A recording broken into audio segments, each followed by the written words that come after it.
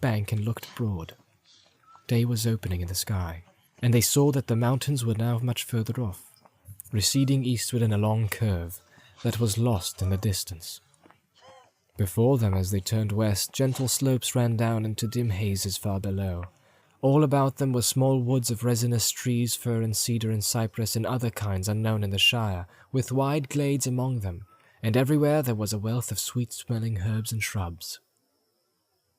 The long journey from Rivendell had brought them far south of their own land, but not until now in this more sheltered region had the hobbits felt the change of clime.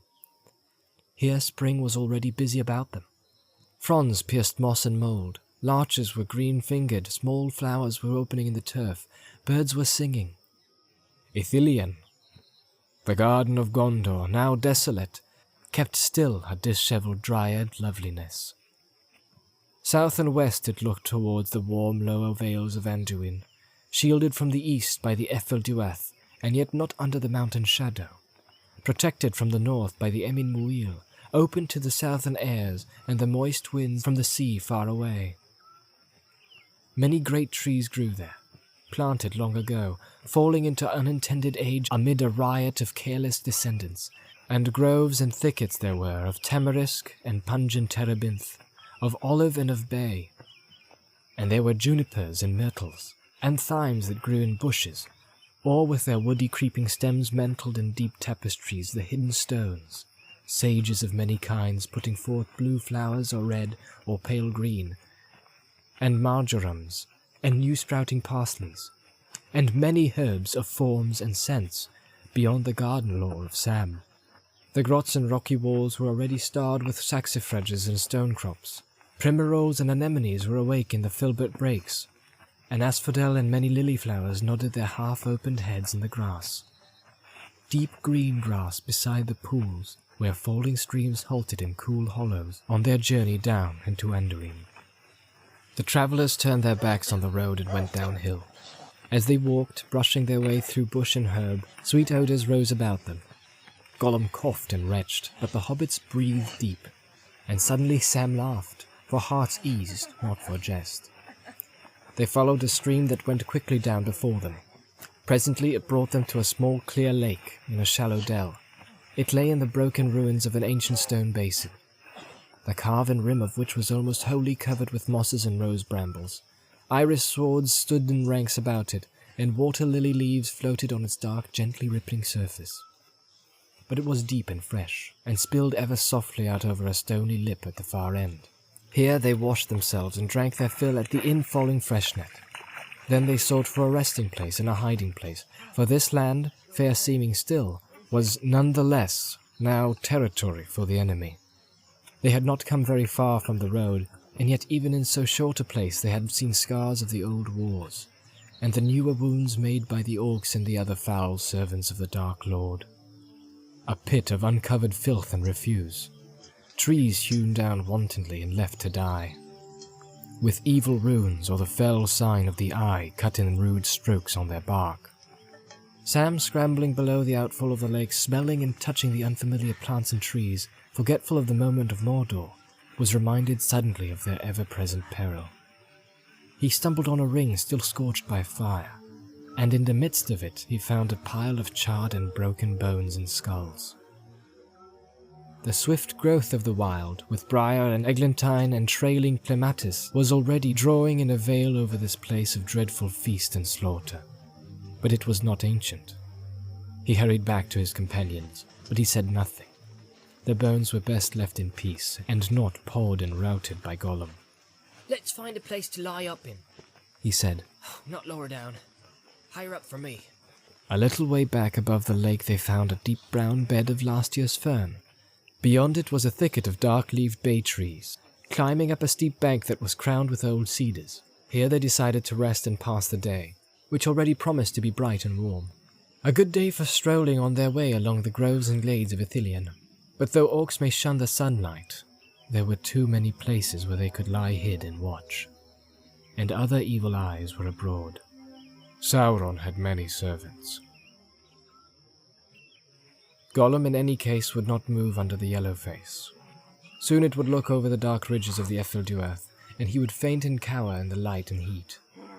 Sam had been giving earnest thought to food as they marched. Now that the despair of the impassable gate was behind him, he did not feel so inclined as his master to take no thought of their livelihood beyond the end of their errand. And anyway, it seemed wiser to him to save the waybread of the elves for worse times ahead. 6 days or more had passed since he reckoned that they had only a bare supply for 3 weeks. If we reach the fire in that time, we'll be lucky at this rate, he thought. and we might be wanting to get back. We might. Besides, at the end of a long night march and after bathing and drinking, he felt even more hungry than usual. A supper or a breakfast by the fire in the old kitchen at Bagshot Row was what he really wanted. An idea struck him, and he turned to Gollum.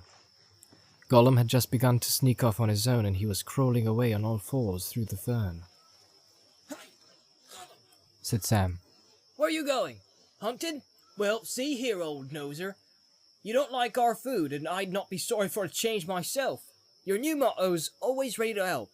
Could you find anything fit for a hungry hobbit? Yes, perhaps, yes, Said Gollum. Smeagol always helps if they asks. If they asks nicely. Right, Said Sam. I does ask. And if that isn't nice enough, I begs. Gollum disappeared. He was away some time, and Frodo, after a few mouthfuls of lembas, settled deep into the brown fern and went to sleep.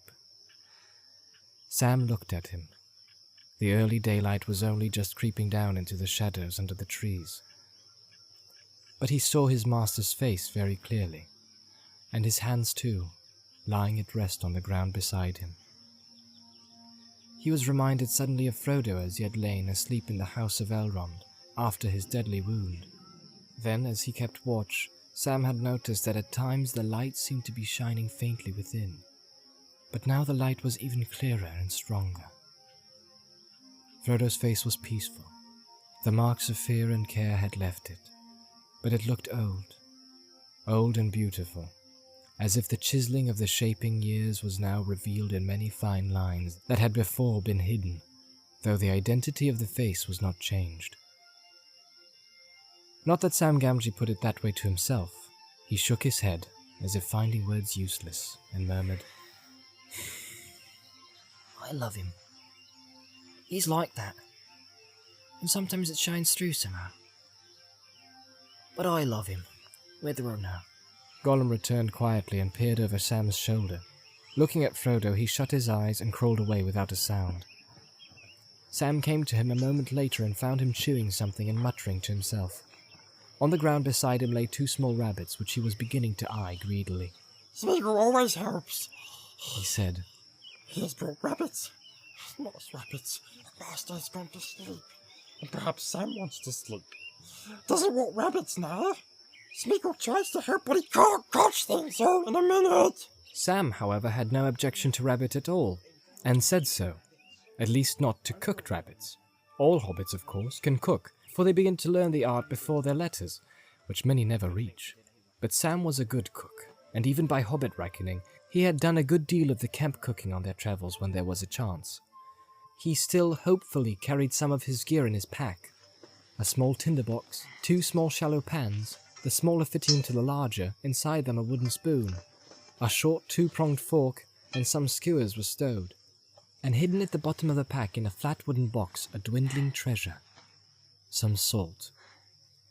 But he needed a fire, and other things besides. He thought for a bit, while he took out his knife, cleaned and wetted it, and began to dress the rabbits. He was not going to leave Frodo alone asleep even for a few minutes. Now, Gollum, He said, I'll have another job for you. Go and fill these pans with water and bring 'em back. Smeagol will fetch water, yes. said Gollum. But what's the hobbit want all that water for? He has drunk. He has washed. Never you mind. Said Sam. If you can't guess, you'll soon find out. And the sooner you fetch the water, the sooner you learn. Don't you damage one of my pans or I'll carve you into mincemeat. While Gollum was away, Sam took another look at Frodo. He was still sleeping gently, but Sam was now struck at most by the leanness of his face and hands. Too thin and drawn he is. He muttered. Not right for a hobbit. If I can get these conies cooked, I'm gonna wake him up. Sam gathered a pile of the driest fern, and then scrambled up the bank collecting a bundle of twigs and broken wood. The fallen branch of a cedar at the top gave him a good supply. He cut out some turves at the foot of the bank just outside the fern break, and made a shallow hole and laid his fuel in it. Being handy with flint and tinder, he soon had a small blaze going. It made little or no smoke, but gave off an aromatic scent. He was just stooping over his fire, shielding it and building it up with heavier wood, when Gollum returned, carrying the pans carefully and grumbling to himself. He set the pans down, and then suddenly saw what Sam was doing. He gave a thin, hissing shriek and seemed to be both frightened and angry. Ah! No! No! He cried. No, silly hobbit! Foolish! Yes, foolish! They mustn't do it! Mustn't do what? Asked Sam in surprise. Not make nasty red tongues! Hissed Gollum. Fire! Fire! It's dangerous! Yes, it is! It burns! It kills! And it will bring enemies! Yes, it will! Nah, I don't think so. Said Sam. I don't see why it should if you don't put wet stuff on it and make it smother. But if it does, it does. I'm gonna risk it anyhow. I'm going to stew these conies. Steal the rabbits! Squealed Gollum in dismay. Spoiled beautiful meat, Smeagol, saved for you! Poor hungry Smeagol! What for? What for, silly hobbit? They are young, they're tender, they are nice. He clawed at the nearest rabbit, already skinned and lying by the fire. Now, Said Sam. each to his own fashion. Or bread chokes you and raw coney chokes me. If you give me a coney, the coney's mine, see? To cook if I have a mind. And I have. You needn't watch me. Go and catch another and eat as you fancy, somewhere private and out of my sight. Then you won't see the fire and I shall see you and we'll both be happier. I'll see the fire don't smoke, if that's any comfort to you. Gollum withdrew grumbling and crawled into the fern. Sam busied himself with his pans. What a hobbit needs with conning, He said to himself. is some herbs and roots, especially taters, not to mention bread. Herbs we can manage, seemingly. Gollum, He called softly. third time pays for all. I want some herbs. Gollum's head peeped out of the fern, but his looks were neither helpful nor friendly. A few bay leaves, some thyme and sage will do, before the water boils. Said Sam. No, Said Gollum. Smeagol's not pleased. And Smeagol doesn't like smelly leaves. He doesn't eat grasses or roots, no, precious, not till he's starving or very sick. Poor Smeagol. Smeagol will get into real true hot water when his water boils, and if he don't do as he's asked, Growled Sam. Sam will put his head in it. Yes, precious. And I'd make him look for turnips and carrots and taters too, if it was a time of the year. I'll bet there's all sorts of good things running wild in this country.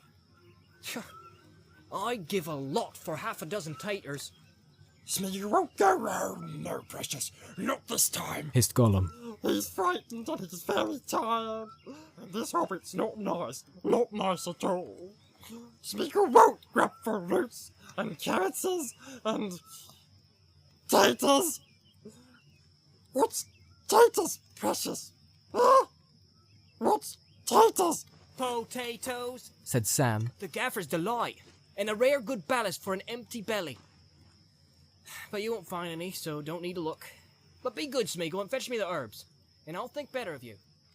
What's more, if you turn over a new leaf and keep it turned, I'll cook you some taters one of these days. I will. Fried fish and chips served by Escamji. You couldn't say no to that. Yes, we could. Spoiling nice fish. Scorching it. Give me fish now. And keep nasty chips. Oh, you're hopeless. Said Sam. Go to sleep. In the end, he had to find what he wanted for himself. But he did not have to go far. Not out of sight of the place where his master lay, still sleeping. For a while Sam sat musing and tending the fire till the water boiled. The daylight grew and the air became warm. The dew faded off turf and leaf. Soon the rabbits cut up and lay simmering in their pan with the bunched herbs. Almost Sam fell asleep as the time went by. He let them stew for close on an hour, testing them now and again with his fork and tasting the broth. When he thought all was ready, he lifted the pans off the fire and crept along to Frodo. Frodo half opened his eyes and Sam stood over him, and he wakened from his dreaming. Another gentle, unrecoverable dream of peace. Hello, Sam, He said. Not resting? Is anything wrong? What is the time? About a couple hours after daybreak, said Sam. and nigh on 8:30 by shire clocks, maybe. But nothing's wrong. Though it ain't quite what I'd call right. No stock, no onions, no taters. I've got a bit of stew for you, and some broth, Mr. Frodo. Do you good. You'll have to sup it in your mug, or straight from the pan when it's cooked a bit. I haven't brought no bowls nor nothing proper. Frodo yawned and stretched. You should have been resting, Sam. He said. And lighting a fire was dangerous in these parts. But I do feel hungry. Can I smell it from here? What have you stewed? A present from Smeagol, said Sam. A brace o' young conies, though I fancy Gollum's regretting them now. But there's naught to go with them but a few herbs. Sam and his master sat just within the fern brake and ate their stew from the pans, sharing the old fork and spoon. They allowed themselves half a piece of the elvish waybread each. It seemed a feast. Gollum, Sam called and whistled softly. come on. Still time to change your mind. There's some left if you want to try stewed coney. There was no answer. Oh, well, I suppose he's gone off to find something for himself. We'll finish it. Said Sam. And then you must take some sleep. Said Frodo. Don't you drop off while I'm nodding, Mr. Frodo. I don't feel too sure of him. There's a good deal of stinker, the bad Gollum, if you understand me, in him still. And it's getting stronger again. Not but what I'd think he'd try to throttle me first now. We don't see eye to eye, and he's not pleased with Sam. Oh no, precious, not pleased at all.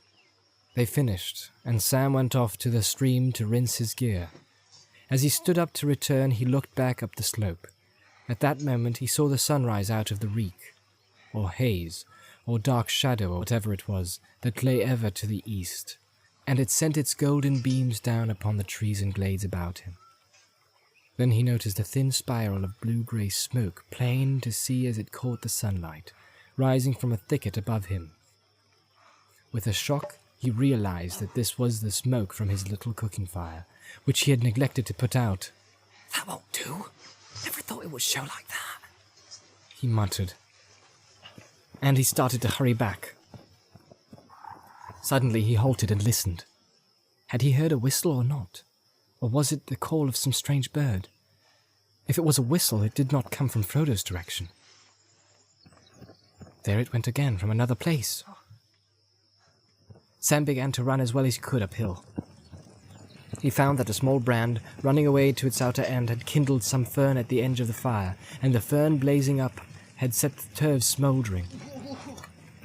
Hastily he damped up what was left of the fire, scattered the ashes, and laid the turves on the hole. Then he crept back to Frodo. Did you hear a whistle or what sounded like an answer? He asked. A few minutes back. I hope it was only a bird, but it didn't sound like that. More like somebody's mimicking a bird call, I thought. And I'm afraid my bit of fire's been smoking. Now I've gone in broad trouble. Never forgive myself. No one have a chance, maybe. Hush! Whispered Frodo. I thought I heard voices. The two hobbits trussed the small packs, put them on ready for flight, and then crawled deeper into the fern. There they crouched, listening. There was no doubt of the voices. They were speaking low and furtively, but they were near and coming nearer. Then, quite suddenly, one spoke clearly close at hand. It said, "'Twill be nigh at hand. In the fern, no doubt. We shall have it like a coney in a trap. Then we shall learn what kind of thing it is." Said a second voice. At once 4 men came striding through the fern from different directions. Since flight and hiding were no longer possible, Frodo and Sam sprang to their feet, putting back to back and whipping out their small swords. They were astonished at what they saw. Their captors were even more astonished. 4 tall men stood there. 2 had spears in their hands with broad, bright heads, 2 great bows almost of their own height, and great quivers of long green feathered arrows. All had swords at their sides, and were clad in green and brown of varied hues, as if the better to walk unseen in the glades of Ithilien. Green gauntlets covered their hands, and their faces were hooded and masked with green, except for their eyes, which were very keen and bright. At once Frodo thought of Boromir, for these men were like him in stature and bearing, and in their manner of speech. We have not found what we sought. Said one. But what have we found? Not orcs. Said another, releasing the hilt of his sword, which he had seized when he saw the glitter of sting in Frodo's hand. Elves? Said a third, doubtfully. Nay, not elves. Said the fourth, the tallest, and as it appeared the chief among them. Elves do not walk in Ithilien these days. And elves are wondrous fair to look upon, or so 'tis said. Meaning we're not, I take you? Said Sam. Thank you kindly. And when you're finished discussing us, perhaps you'll say who you are, and why you can't let two tired travelers rest. A tall green man laughed grimly. I am Faramir, captain of Gondor, he said. but there are no travelers in this land. Only servants of the Dark Tower or of the White. But we are neither, Said Frodo. and travellers we are, whatever Captain Faramir may say. Then make haste to declare yourselves and your errand. Said Faramir. We have a work to do, and this is no time or place for riddling or parleying. Come. Where is the third of your company? The third? Yes, the skulking fellow that we saw with his nose in the pool down yonder. He had an ill-favoured look. Some spying breed of orc, I guess, or a creature of theirs. But he gave us the slip by some fox trick. I do not know where he is. Said Frodo. He is only a chance companion met upon our road, and I am not answerable for him. If you come on him, spare him. Bring him or send him to us. He is only a wretched grangle creature. But I have him under my care for a while. But as for us, we are hobbits of the Shire, far to the north and west, beyond many rivers. Frodo, son of Drogo, is my name. And with me is Samwise, son of Hamfast, a worthy hobbit in my service. We have come by long ways, out of Rivendell, or Imladris as you call it. Here Faramir started and grew intent. 7 companions we had. 1 we lost in Moria. The others we left at Parth Galen above Rauros. 2 of my kin, a dwarf there was also, and an elf, and 2 men. They were Aragorn and Boromir, who said he came out of Minas Tirith, a city in the south. Boromir, son of the Lord Denethor? Said Faramir, and a strange stern look came into his face. You came with him. That is news indeed, if be true. Know, little strangers, that Boromir, son of Denethor, was High Warden in the White Tower, and our Captain General. Sorely do we miss him. Who are you then, and what had you to do with him? Be swift, for the sun is climbing. Are the riddling words known to you that Boromir brought to Rivendell? Frodo replied. Seek for the sword that was broken. In Imladris it dwells. The words are known indeed, Said Faramir in astonishment. It is some token of your truth that you also know them. Aragorn, whom I named, is the bearer of the sword that was broken. Said Frodo. And we are the halflings that the rhyme spoke of. That I see. Said Faramir thoughtfully. Or I see that it might be so. And what is Isildur's bane? That is hidden. Answered Frodo. Doubtless it will be made clear in time. We must learn more of this, Said Faramir. and know what brings you so far east under the shadow of yonder. He pointed and said no name. But not now. We have business in hand. You are in peril, and you would not have gone far by field or road this day. There will be hard hand-strokes nigh at hand, ere the day is full. Then death, or swift flight back to Anduin. I will leave 2 to guard you, for your good and for mine. Wise man trusts not to chance meeting on the road in this land. If I return, I will speak more with you. Farewell. Said Frodo, bowing low. Think what you will. I am a friend of all enemies of the one enemy. We would go with you if we halfling folk could hope to serve you, such doughty men and strong as you seem, and if my errand permitted it. May the light shine on your swords. The halflings are courteous folk, whatever else they be, said Faramir. Farewell. The hobbits sat down again, but they said nothing to one another of their thoughts and doubts. Close by, just under the dappling shadow of the dark bay trees, 2 men remained on guard. They took off their masks now and again to cool them, as the day heat grew, and Frodo saw that they were goodly men, pale-skinned, dark of hair, with grey eyes and faces sad and proud. They spoke together in soft voices, at first using the common speech, but after the manner of older days, and then changing to another language of their own. To his amazement, as he listened, Frodo became aware that it was the elven tongue that they spoke, or one but little different, and he looked at them with wonder, for he knew then that they must be the Dunedain of the south, men of the line of the lords of Westernesse. After a while he spoke to them, but they were slow and cautious in answering. They named themselves Mablung and Damrod, soldiers of Gondor, and they were rangers of Ithilien, for they were descended from folk who lived in Ithilien at one time, before it was overrun. From such men the Lord Denethor chose his forayers, who crossed the Anduin secretly, how or where they would not say, to harry the orcs and other enemies that roamed between the Efelduath and the river. "It is close, on 10 leagues hence the east shore of the Anduin," said Mablung. "and we seldom come so far afield. But we have a new errand on this journey. We come to ambush the men of Harad. Curse them." Aye, curse the Southrons, said Damrod. "'Tis said that there were dealings of old between Gondor and the kingdoms of the Harad in the far south, though there was never friendship.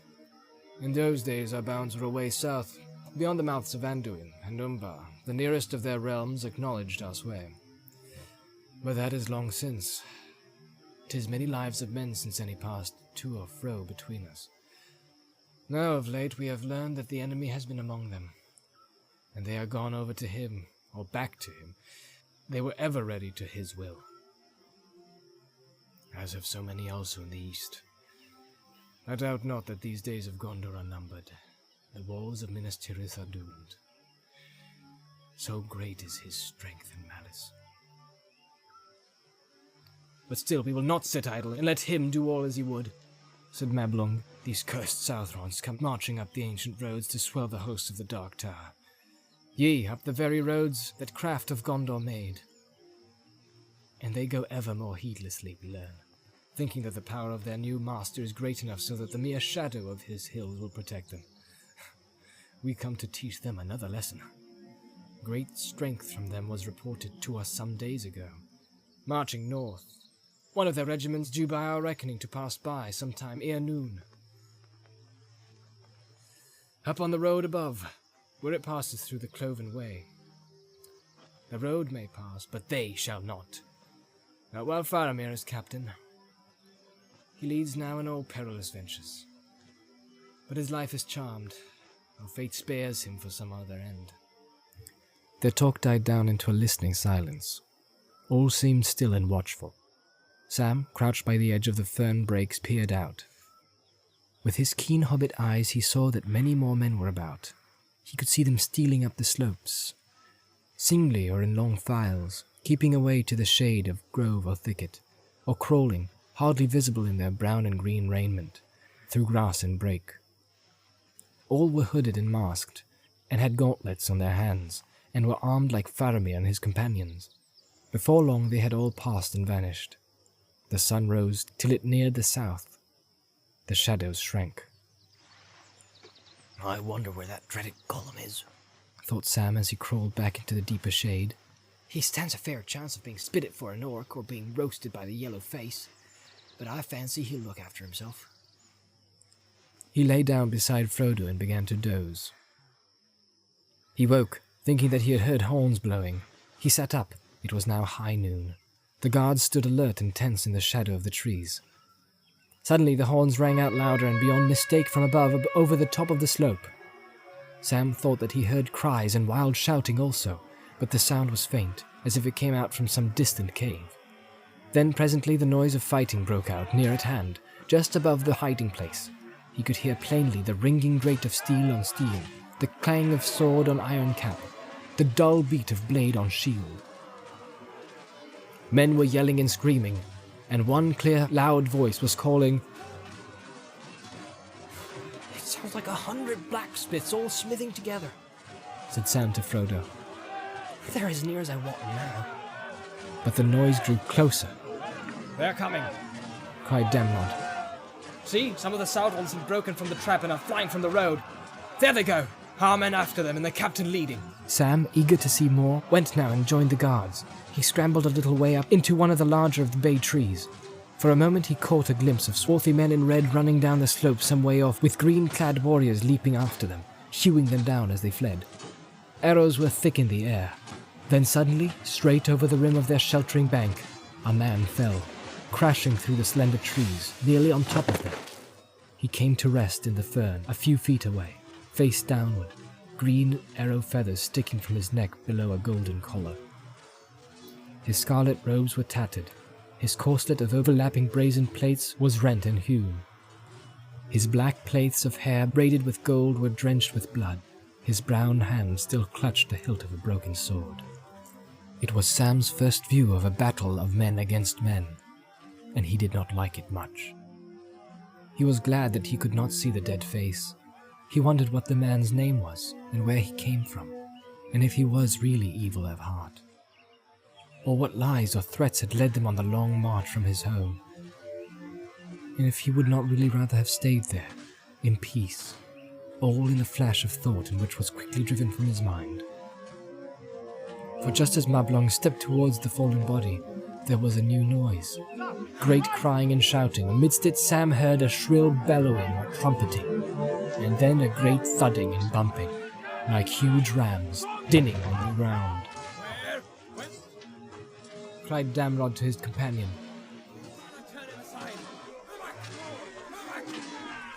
To his astonishment and terror and lasting delight, Sam saw a vast shape crash out of the trees and come careering down the slope. Big as a house, much bigger than a house it looked to him, a grey-clad moving hill. Fear and wonder maybe enlarged him in the hobbit's eyes. But the Mumak of Harad was indeed a beast of vast bulk, and the like of him does not walk now in Middle-earth. His kin that live still in latter days are but memories of his girth and majesty. On he came, straight towards the watchers, and then swerved aside in the nick of time, passing only a few yards away, rocking the ground beneath their feet, his great legs like trees, enormous sail-like ears spread out, long snout upraised like a huge serpent about to strike, his small red eyes raging. His upturned horn-like tusks were bound with bands of gold and dripped with blood. His trappings of scarlet and gold flapped about him with wild tatters. The ruins of what seemed a very war tower lay upon his heaving back, smashed with his furious passage through the woods. And high upon his neck still desperately clung a tiny figure, the body of a mighty warrior, a giant among the Swertings. On the great beast thundered, blundering in blind wrath through the pool and thicket. Arrows skipped and snapped harmlessly about the triple hide of his flanks. Men on both sides fled before him, but many he overtook and crushed to the ground. Soon he was lost to view, still trumpeting and stamping far away. What became of him Sam never heard. Whether he escaped to roam the wild for a time until he perished far from his home or was trapped in some deep pit, or whether he raged on until he plunged in the great river and was swallowed up. Sam drew a deep breath. An Oliphant it was, He said, So there are Oliphants. And I've seen one. What a life! Huh. But no one at home will ever believe me. Well, if that's over, I'll have a bit of sleep. Sleep while you may, said Mablung, but the captain will return if he is unhurt. And when he comes, we shall depart swiftly. We shall be pursued as soon as news of our deed reaches the enemy, and that will not be long. Go quietly when you must, said Sam. No need to disturb my sleep. I was walking all night. Mablung laughed. I do not think the captain will leave you here, Master Samwise, he said. But you shall see.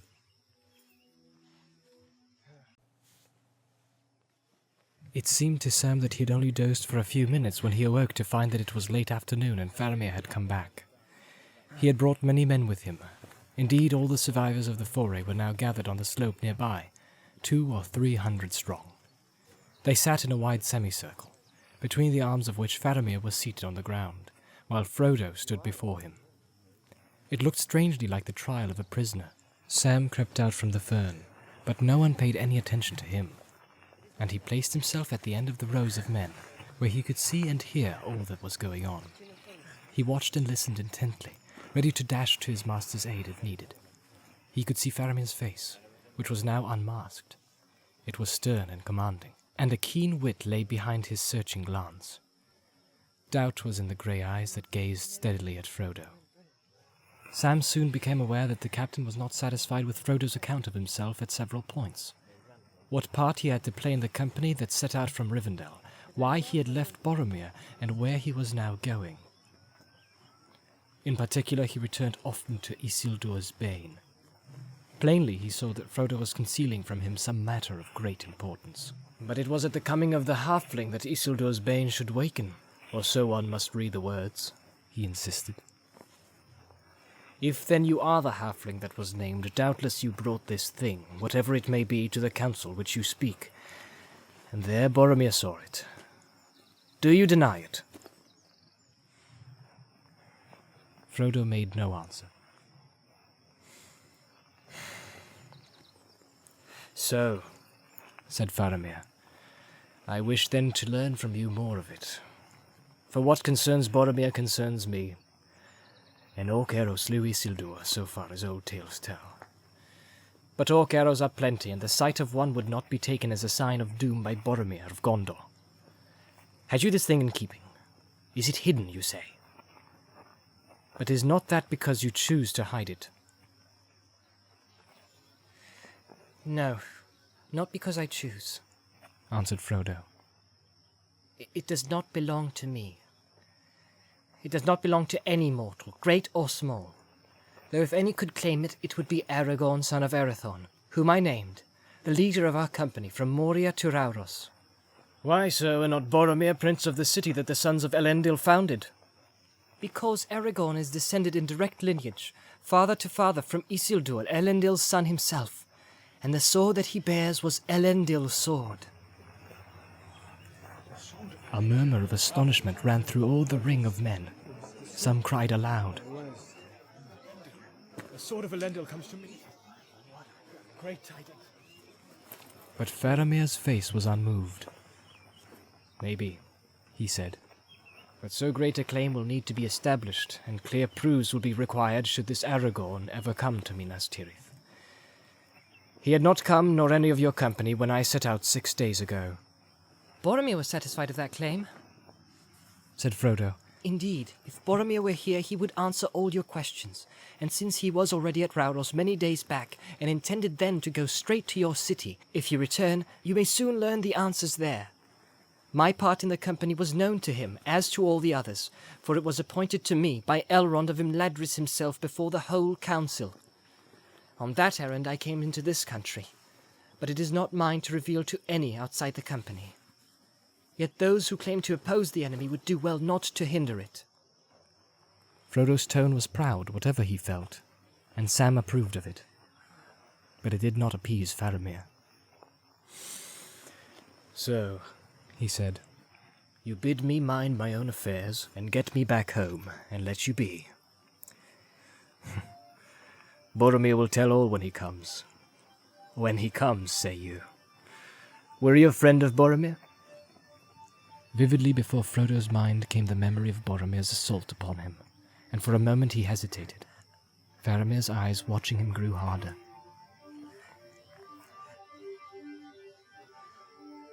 Boromir was a valiant member of our company, said Frodo at length. Yes, I was his friend, for my part. Faramir smiled grimly. Then you would grieve to learn that Boromir is dead. I would grieve indeed, said Frodo. Then catching the look in Faramir's eyes, he faltered. Dead? He said, Do you mean that he is dead and that you knew it? You've been trying to trap me in words, playing with me? Or are you now trying to snare me with a falsehood? I would not snare even an orc with a falsehood, said Faramir. How then did he die and how do you know of it? Since you say the man of the company that perished the city. As to the matter of his death, I had hoped that his friend and companion would tell me how it was.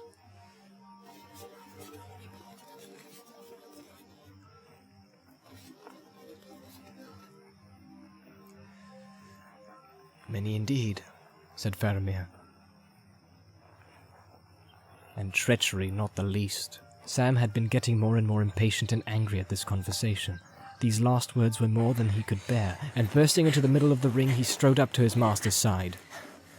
Begging your pardon, Mr. Frodo, He said, but this has gone on long enough. He's no right to talk to you so, after all you've gone through, as much of his good and all these great men as for anyone else. See here, Captain. He planted himself squarely in front of Faramir, his hands on his hips, and a look on his face as if he was addressing a young hobbit who had offered him what he called sauce when questioned about visits to the orchard. There was some murmuring, but also some grins on the faces of the men looking on. The sight of their captain sitting on the ground and eye to eye with a young hobbit, legs well apart, bristling with wrath, was one beyond their experience. See here, He said, what are you driving at? Let's come to the point before all the orcs of Mordor come down on us. If you think my master murdered this Boromir and then ran away, you've got no sense. But say it and have done, and then let us know what you mean to do about it. But it's a pity that folk as talk about fighting the enemy can't let others do their bit in their own way without interfering. He'd be mighty pleased if he could see you now. Think he'd got a new friend, he would. Patience, said Faramir, but without anger. Do not speak before your master whose wit is greater than yours, and I do not need any to teach me of our peril. Even so, I spare a brief time, in order to judge justly in a hard manner. Were I as hasty as you, I might have slain you long ago, for I am commanded to slay all whom find this land without the leave of the Lord of Gondor. But I do not slay man nor beast needlessly, and not gladly even when it is needed. Neither do I talk in vain, so be comforted. Sit by your master and be silent. Sam sat down heavily with a red face. Faramir turned to Frodo again. You asked how do I know that the son of Denethor is dead. Tidings of death have many wings. Night oft brings news to near kindred, 'tis said. Boromir was my brother. A shadow of sorrow passed over his face. Do you remember aught of special mark that the Lord Boromir bore with him among his gear? Frodo thought for a moment, fearing some further trap, and wondering how this debate would turn in the end. He had hardly saved the ring from the proud grasp of Boromir, and how he would fare now among so many men warlike and strong, he did not know. Yet he felt in his heart that Faramir, though he was much like his brother in looks, was a man less self-regarding, both sterner and wiser. I remember that Boromir bore a horn, he said at last. You remember well, and as one who has in truth seen him, said Faramir. Then maybe you can see it in your mind's eye. A great horn of the wild ox of the east, bound with silver and written with ancient characters. That horn the eldest son of our house has borne for many generations, and it is said that if it be blown at need anywhere within the bounds of Gondor, as the realm was of old, its voice will not pass unheeded. 5 days ere I set out on this venture, 11 days ago at about this hour of the day, I heard the blowing of that horn. From the northward it seemed, but dim, as if it were but an echo in the mind. A boding of ill we thought it, my father and I, for no tidings had we heard of Boromir since he went away, and no watcher on our borders had seen him pass. And on the third night after another, and a stranger thing befell me. I sat at night by the waters of Anduin, in the grey dark, under the young pale moon, watching the ever-moving stream, and the sad reeds were rustling. So do we ever march the shores nigh Osgiliath, which our enemies now partly hold, and issue from it to harry our lands. But that night all the world slept at the midnight hour. Then I saw, or it seemed that I saw, a boat floating on the water, glimmering grey. A small boat of a strange fashion with a high prow. And there was none to row or steer it. An awe fell on me, for a pale light was round it. But I rose and went to the bank, and began to walk out into the stream, for I was drawn towards it. Then the boat turned towards me, and stayed its pace, and floated slowly by within my hand's reach. Yet I durst not handle it. It waded deep, as if it were heavily burdened, and it seemed to me as it passed under my gaze that it was almost filled with clear water, from which came the light, and lapped in the water a warrior lay asleep. A broken sword was on his knee. I saw many wounds on him. It was Boromir, my brother, dead. I knew his gear, his sword, his beloved face. One thing only I missed, his horn. One thing only I knew not, a fair belt, as if it were linked golden leaves about his waist. "Boromir," I cried, "where is thy horn? Whither goest thou, O Boromir?" But he was gone. The boat turned into the stream and passed glimmering into the night. Dreamlike it was, and yet no dream, for there was no waking. And I do not doubt that he is dead and has passed down the river to the sea. "Alas," said Frodo, "that was indeed Boromir as I knew him, for the golden belt was given to him in Lothlorien by the Lady Galadriel. She it was that clothed us as you see us, in elven grey. His brooch is of the same workmanship." He touched the green and silver leaf that fastened his cloak beneath his throat. Faramir looked closely at it. "It is beautiful," he said. "Yes, 'tis work of the same craft. So then you passed through the land of Lorien? Lorelindonenant was named of old, but long now it has lain beyond the knowledge of men," he added softly, regarding Frodo with a new wonder in his eyes. "Much that was strange about you I begin now to understand. Will you not tell me more? For it is a bitter thought that Boromir died within sight of the land of his home." "No more I can say that I have said," answered Frodo, "though your tale fills me with foreboding. A vision it was that you saw, I think, and no more. Some shadow of evil fortune that has been or will be, unless indeed it is some lying trick of the enemy. I have seen the faces of fair warriors of old laid in sleep beneath the pools of the dead marshes, or seeming so by his foul arts." "Nay, it was not so," said Faramir, "for his works filled the heart with loathing. But my heart was filled with grief and pity." "Yet how could such a thing have happened in truth?" asked Frodo. "For no boat could have been carried over the stony hills from Tol Brandir, and Boromir purposed to go home across the Entwash and the fields of Rohan. And yet how could any vessel ride the foam of the great falls and not founder in the boiling pools, though laden with water?" "I know not," said Faramir, "but whence came the boat?" "From Lorien," said Frodo. "In 3 such boats we rowed down Anduin to the falls. They also were of elven work." "You passed through the hidden land?" said Faramir. "But it seems that you little understood its power. If men have dealings with the mistress of magic who dwells in the Golden Wood, then they may look for strange things to follow. For it is perilous for mortal man to walk out of the world of this sun, and few of old came thence unchanged, 'tis said." Boromir, oh Boromir! he cried. What did she say to you?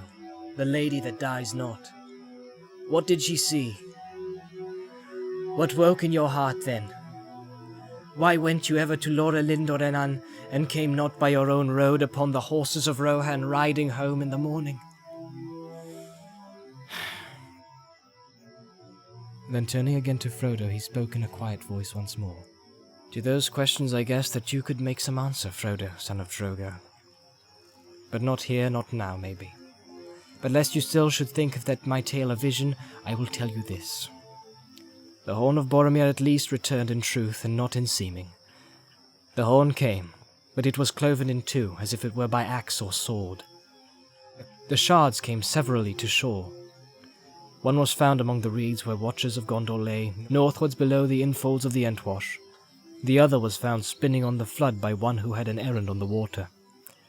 Strange chances, but murder will out, 'tis said. And now the horn of the elder son lies in 2 pieces upon the lap of Denethor, sitting in his high chair, waiting for news. And you can tell me nothing of the cleaving of the horn? No, I did not know of it. Said Frodo.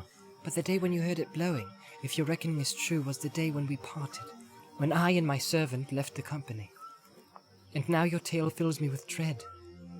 For if Boromir was then in peril and was slain, I must fear that all my companions perished too. And they were my kindred and my friends. Will you not put aside your doubt of me and let me go?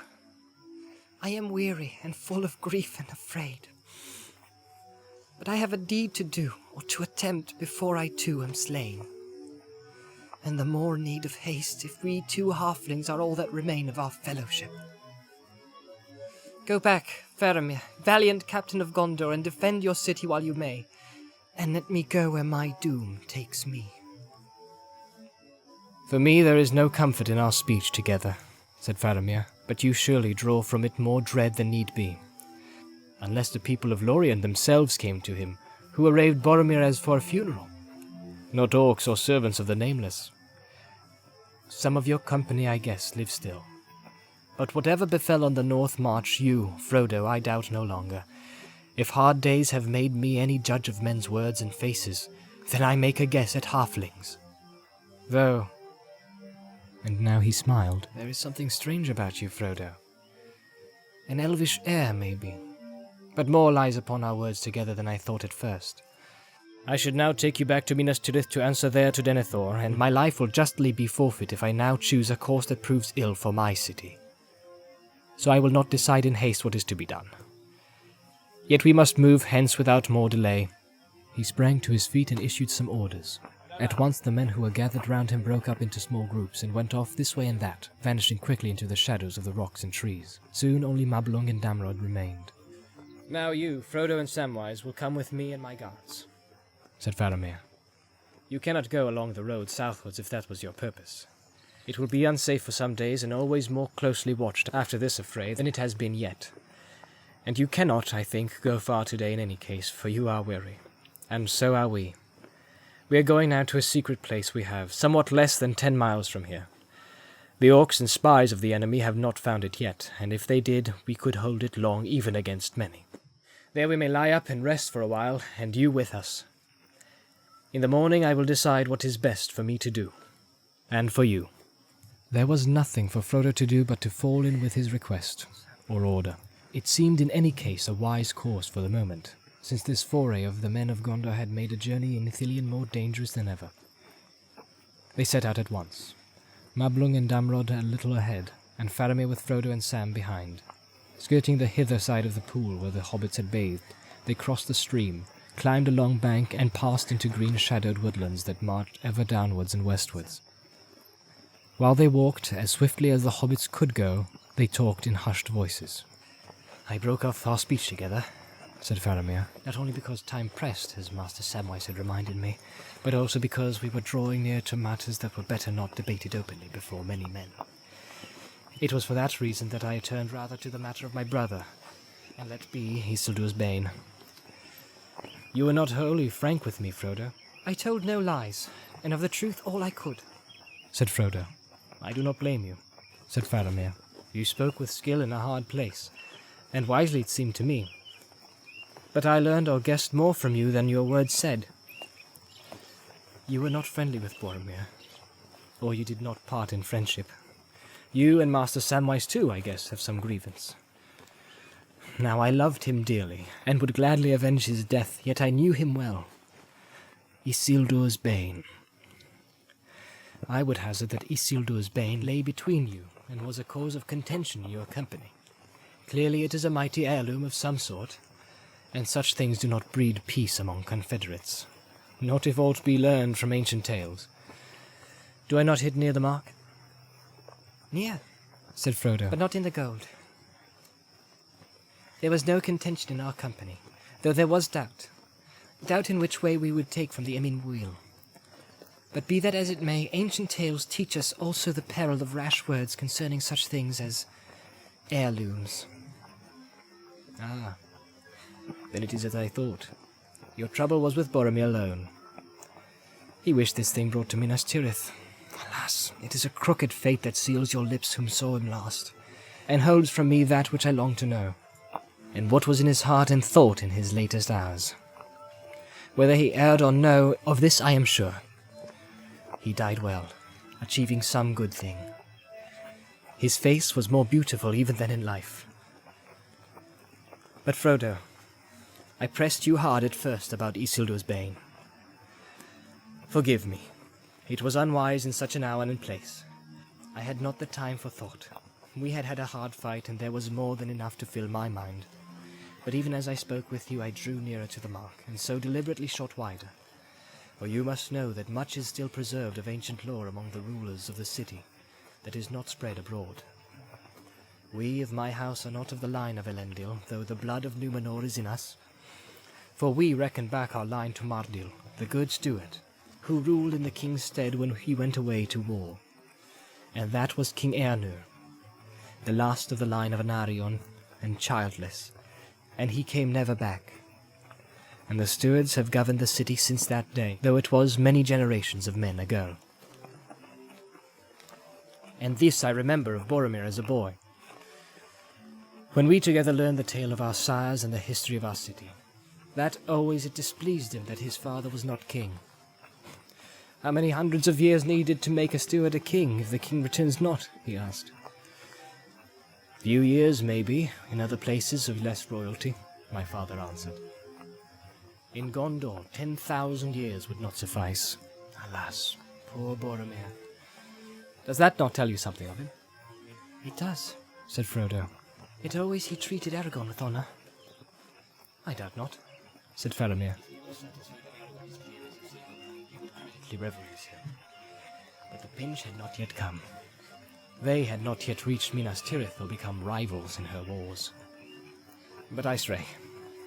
We in the House of Denethor know much of ancient lore by long tradition, and there are moreover in our treasuries many things preserved. Books and tablets written on withered parchments, yea, and on stone, and on leaves of silver and of gold, in divers characters. Some none can now read, and for the rest few ever unlock them. I can read a little in them, for I have had teaching. It was these records that brought the Grey Pilgrim to us. I first saw him when I was a child, and he has been twice or thrice since then. The Grey Pilgrim, Said Frodo. had he a name? Mithrandir we called him in elf fashion, said Faramir. He was content. Many are my names in many countries, he said. Mithrandir among the elves, Tharkun to the dwarves. Olorin I was in my youth, in the west that is forgotten. In the south, Incanus. In the north, Gandalf. To the east, I go not. Gandalf! Said Frodo. I thought it was he. Gandalf the Grey, dearest of counsellors, leader of our company. He was lost in Moria. Mithrandir was lost, said Faramir. An evil fate seems to have pursued your fellowship. It is hard indeed to believe that one of so great wisdom and of power, for many wonderful things he did among us, could perish, and so much lore be taken from the world. Are you sure of this, and that he did not just leave you and depart when he would? Alas, yes. Said Frodo. I saw him fall into the abyss. I see that there is some great tale of dread in this, said Faramir, which perhaps you may tell me in the evening time. This Mithrandir was, now I guess, more than a lawmaster, a great mover of the deeds that are done in our time. Had he been among us to consult concerning the hard words of our dream, he could have made them clear to us without need of messenger. Yet maybe he would not have done so, and the journey of Boromir was doomed. Mithrandir never spoke of us of what was to be, nor did he reveal his purposes. He got leave of Denethor, how I do not know, to look at the secrets of our treasury, and I learned a little of him when he would teach, and that was seldom. Ever he would search and would question us above all else concerning the great battle that was fought upon Dagorlad in the beginning of Gondor. when he whom we knew not name was overthrown, and he was eager for stories of Isildur, though of him we had less to tell, for nothing certain was ever known among us of his end. Now Faramir's voice sank to a whisper. But this much I learned or guessed, and I have kept it ever secret in my heart since, that Isildur took somewhat from the hand of the unnamed, ere he went away from Gondor, never to be seen among mortal men again. Here I thought was the answer to Mithrandir's question, but it seemed then a matter that concerned only the seekers after ancient learning. Nor when the riddling words of our dream were debated among us did I think Isildur's bane as being this same thing. For Isildur was ambushed and slain by oak arrows, according to the only legend that we knew, and Mithrandir had never told me more. What in truth this thing, yet guess but some heirloom of power and peril it must be. A fell weapon perchance devised by the Dark Lord. If it were a thing that gave advantage in battle, I can well believe that Boromir the proud and fearless, often rash, ever anxious for the victory of Minas Tirith, and his own glory therein, might desire such a thing and be allured by it. Alas, that ever he went on that errand. I should have been chosen by my father and the elders. But he put himself forward, as being the older and the hardier, both true, and he would not be stayed. But fear no more. I would not take this thing, if it lay by the highway. Not were Minas Tirith falling in ruin, and I alone could save her, so, using the weapon of the Dark Lord for her good and my glory. No, for such triumphs, Frodo, son of Drogo. Neither did the council, said Frodo. Nor do I. I would have nothing to do with such matters. For myself, said Faramir, I would see the white tree in flower again, in the courts of the kings, and the silver crown return, and Minas Tirith in peace. Minas Anor again as of old, full of light, high and fair, beautiful as a queen among other queens, not a mistress of many slaves, nay, not even a kind mistress of willing slaves. War must be, while we defend our lives against a destroyer who would devour all.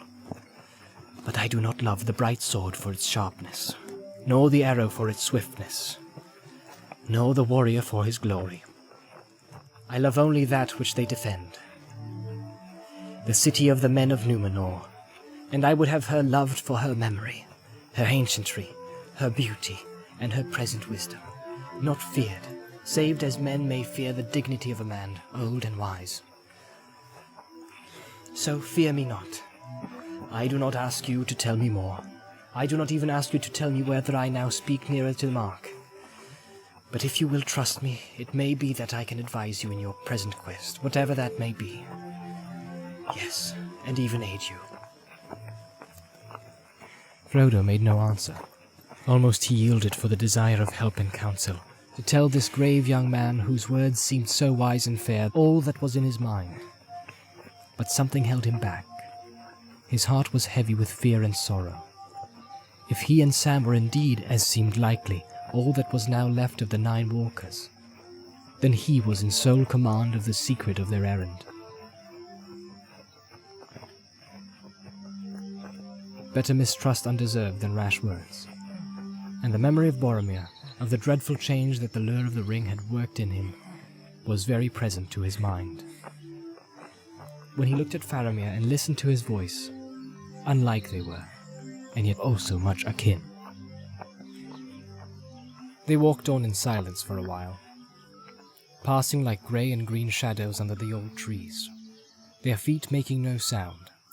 Above them many birds sang, and the sun glistened on the polished roof of dark leaves in the evergreen woods of Ithilien.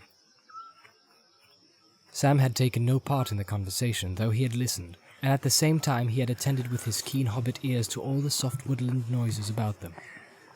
One thing he had noted, that in all the talk the name of Gollum had not once come up. He was glad, though he felt that it was too much to hope that he would never hear it again. He soon became aware also that though they walked alone, there were many men close at hand, not only Damrod and Mablung, flitting in and out of the shadows ahead, but others on either side. all making their swift secret way to some appointed place. Once, looking suddenly back, as if some prickle of the skin told him that he was watched from behind, he thought he caught a brief glimpse of a small dark shape slipping behind a tree trunk. He opened his mouth to speak and shut it again. I'm not sure of it. He said to himself. And why should I remind them of the old villain if they choose to forget him? I wish I could. So they passed on, until the woodlands grew thinner and the land began to fold more steeply. Then they turned aside again to the right and came quickly to a small river in a narrow gorge. It was the same stream that trickled far above out of the round pool, now grown to a swift torrent, leaping down over many stones in a deep cloven bed, overhung with ilex and dark boxwoods. Looking west they could see, below them in a haze of light, lowlands and broad meads, and a glinting far off in the westering sun the wide waters of the Anduin. Here, alas, I must do you a discourtesy, said Faramir. I hope you will pardon it to one who has so far made it his orders give way to courtesy as not to slay you or bind you. But it is a command that no stranger, not even one of Rohan that fights with us, shall see the path we now go with open eyes. I must blindfold you. As you will, said Frodo. Even the elves do likewise at need, and blindfolded we crossed the borders of fair Lothlorien. Gimli the dwarf took it ill, but the hobbits endured it. It is to no place so fair that I shall lead you, said Faramir. But I am glad that you will take this willingly and not by force. He called softly, and immediately Mablung and